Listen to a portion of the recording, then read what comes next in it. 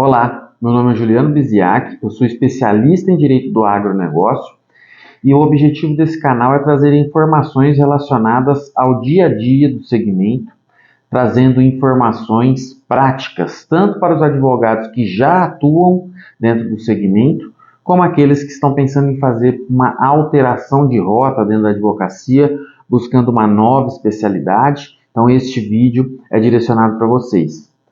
O conteúdo que a gente desenvolve aqui também é voltado para o produtor rural, que quer entender um pouco mais sobre os aspectos práticos, jurídicos e até mesmo de atualização legislativa que envolve aí a sua atividade. Tá ok? Então, se você gosta desse tipo de conteúdo, curte, compartilha esse vídeo nas suas redes sociais, se inscreve no canal, tudo isso é muito importante para poder desenvolver aí o nosso canal, os conteúdos e a gente poder melhorar cada vez mais, tá bom?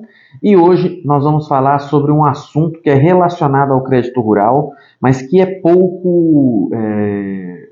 esse assunto é pouco difundido. Há pouco material sobre ele, tanto em vídeos no YouTube, né, como também em material escrito, etc., que é a situação da desclassificação do crédito rural, tá? E que muitos produtores já passaram por isso ou correm o risco de passar por esse problema. Então nós vamos explicar o que é a desclassificação do crédito rural, quando ela pode acontecer e quais as medidas que podem ser tomadas, tá? Então, primeiro a gente precisa entender que o crédito rural público, ele é um fomento, né? Ele é uma política pública de Estado. Então, para a utilização deste crédito, é preciso que sejam cumpridos alguns requisitos, tá?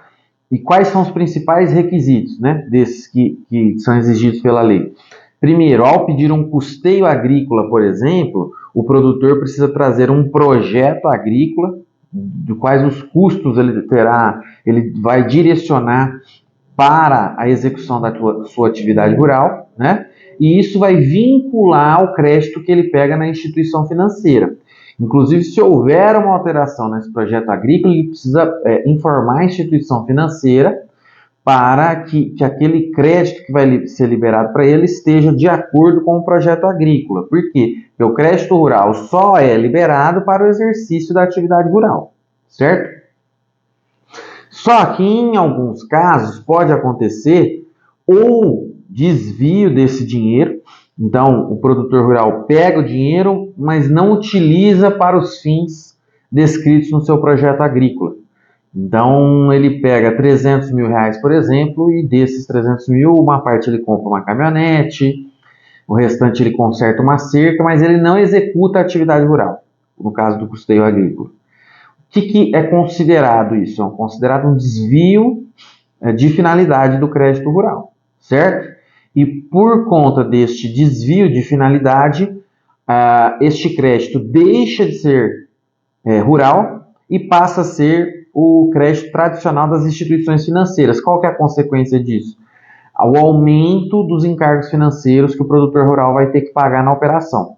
Então, se ele tinha ali a regra, né? Mais ou menos, vamos colocar aí para custeio empresarial, 12% ao ano de juros remuneratórios, 1% ao ano de juros de mora e multa de 2% sobre o saldo devedor. Quando isso passa para crédito bancário, aí nós temos juros que vão para casa aí de 3% ao mês, mais juros de mora que também pode chegar a 3% ao mês, multa mais elevada, etc. Ou seja, o saldo devedor do produtor rural fica muito maior. E um detalhe, né? Quando há desclassificação, também há o vencimento antecipado da dívida. Então, se aquilo ia ser pago só em 2025, agora em 2024 já há a obrigação de pagar com a incidência dos encargos financeiros maiores. Então, a desclassificação do crédito rural é um grande problema para o produtor, tá? Quando há o desvio, não há muito o que ser feito. Houve o desvio, ele não foi utilizado para a finalidade,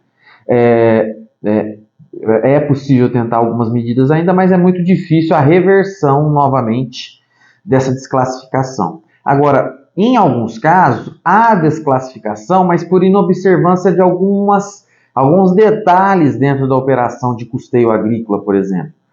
E aí eu vou dar um exemplo para vocês. Quando um produtor de gado adquire um lote de gado que estava previsto no seu custeio agrícola, mas ele não tem necessariamente as notas fiscais emitidas para aquele dia.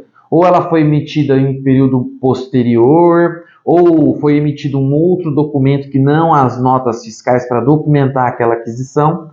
E aí o que acontece? A instituição financeira, ao analisar e fiscalizar essa operação, ela acaba desclassificando essa operação de crédito rural. Então veja que não houve o desvio do uso do recurso financeiro. Apenas algumas formalidades não foram observadas pelo produtor rural. Então, em situações como esta, o que pode ser feito? É possível ajuizar uma ação judicial a fim de retornar, né, a desclassificação do crédito rural para rural novamente, indicando que não houve, comprovando, né, que não houve desvio de recursos por parte do produtor rural, que os recursos foram utilizados e foram destinados conforme o projeto agrícola, mas que, por alguma inobservância, algum detalhe de documentos e etc., aquilo acabou não sendo, aqueles detalhes não foram observados, o que gerou a desclassificação, tá? Então, veja que a desclassificação do crédito rural pode ser um grande problema para o produtor rural, mas ela é reversível na via judicial, principalmente quando não há o desvio do recurso efetivamente, mas apenas a inobservância aí de alguns requisitos, de algumas formalidades por parte do produtor rural, tá bom? Principalmente a Caixa Econômica Federal, ela é muito... como é que eu vou falar? A fiscalização que ela exerce sobre o crédito rural é bastante incisiva, é bastante forte. Então, principalmente aqueles produtores que têm crédito rural com a Caixa Econômica Federal, aí é preciso tomar ainda um pouco mais de cuidado com os documentos que forem sendo levantados e guardados com relação à operação de crédito rural. Ok? Então eram estas as informações que eu tinha reservado para vocês hoje. Se gostaram do conteúdo, curte, compartilha nas redes sociais. É sempre muito importante para nós aqui do canal, tá ok? Então é isso, pessoal. Um abraço e até a próxima.